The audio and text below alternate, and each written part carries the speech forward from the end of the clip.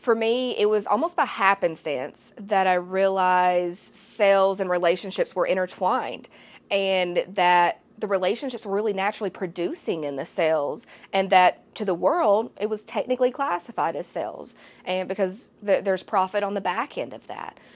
But for me, I got really intentional about the relationships I was holding and the relationships that I was targeting, and how I worked with potential clients and how I worked with other, those other people in my network, and how we grew together, because the relationships was that foundational. It was the foundational piece that allowed us all to grow, and we all made money. It all happens. It happens naturally.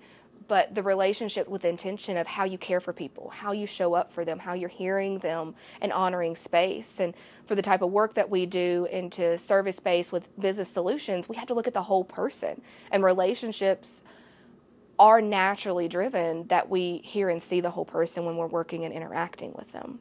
So I ran with that once it hit me that relationships could produce in sales, and that really could make an impact. And that was my overall goal, is to make an impact. And without relationships, you're limited on that. And sales and the idea and the approach of sales limits that, because you're like, oh, I'm going after the dollar.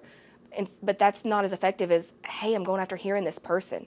I'm attempting to help them, and I want to know and grow and learn with them. That's totally different approach and concept and impact on even your daily life as well as theirs. As I was saying before, with relationships bring people together, and with relationships that brings magnified collaboration. There is so much more we can do together versus separately. We all have magic, we all have superpowers and our strengths, and the goal is to play to those. So even with the client concept of those I directly support, I come in and I want to find their strengths, and I want to help magnify those strengths. And we take over responsibilities that they've grown out of or were never a fit for, but did because they're an entrepreneur. And when you're an entrepreneur, you juggle all the things. But the beauty is when that entrepreneur hits the place of, hey, I'm tired and I can't juggle all of this, that also means they're open to the realization that with the right people in the right seats, with the right relationships and building those, it magnifies everything. It magnifies their growth individually, growth for their business, growth for themselves personally, and it opens up a whole window. And for me personally, I love that. I feel that I'm better with others, and because of my clients and because of people in my network that I've connected with, is because they have skills and strengths that I personally don't have. But together we mix, and it's beautiful in terms of the creation and the impact that we can have on the world of moving forward with changing what we can no longer accept.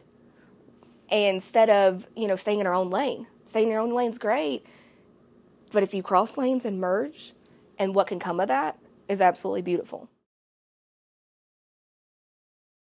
I think with relationships has really created a lot of growth, both for me personally, in my family dynamics and friendships, as well as the business. And I've seen it happen for clients too, is when we're focused on relationships, it's naturally ingrained in us. As humans, it's a huge part of our component or our makeup with both our heart and our mind of the energy it takes. It's just naturally grows with the flow instead of going against the grain. And we do better when we consider what it is we're naturally grown to do. When we take in and put our attention around what we're made up, we're made to people. Even for those of us who are introverted, even for those of us that have hesitation, or for me, I was avoiding sales. And because of, I was scared of the relationship piece, but I didn't realize it was the relationships. I thought it was just the peopling, and that intimidation of opening yourself up is scary sometimes. But relationships require vulnerability, and they require trust. And that's something that we have to grow. And you don't get the growth, you don't get the benefits on the other side, either as an individual or a company, without that risk and that intention to build and grow with other human beings. You're closing the deal. You're making money, you're making sales. And for me, I was like, no, I don't do sales. I do relationships all day, every day. That's the beauty of that. And that's not falsified. That's not pushed. There's nothing abrupt about that. Relationships are done with cohesive consent across the board, and getting to know someone and getting to know their problem and helping them find a solution, and taking what they're really good at and solutions I can bring to the table of what me and my team are really good at to make magic happen. And does it produce in money? Sure. But it's not sales. It's just treating people well and showing up for them in that space and allowing them to show up. Receiving and giving, a two-way street. For several years, I myself, along with my resistance against sales jobs, I found myself really believing I was an introvert. And while being an introvert, I was hesitant on peopling and hesitant on that interaction. And that limited me. And but if anybody had asked, I would have believed I was an introvert. But through this relationship process of being in happenstance and finding a way to build business with relationships, I've actually learned about myself. I'm an external processor.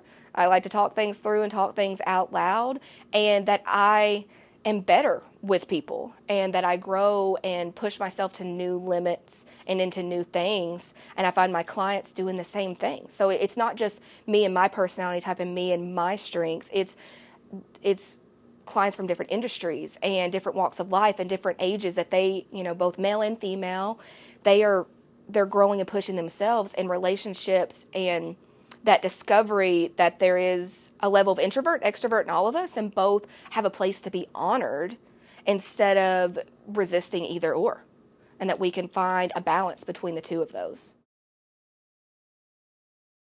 Being an introvert and being an extrovert, you have to kind of shift gears, and you have to honor space for yourself, because as much as relationships bring value, they bring the most value when you hold space for them and hold space for yourself.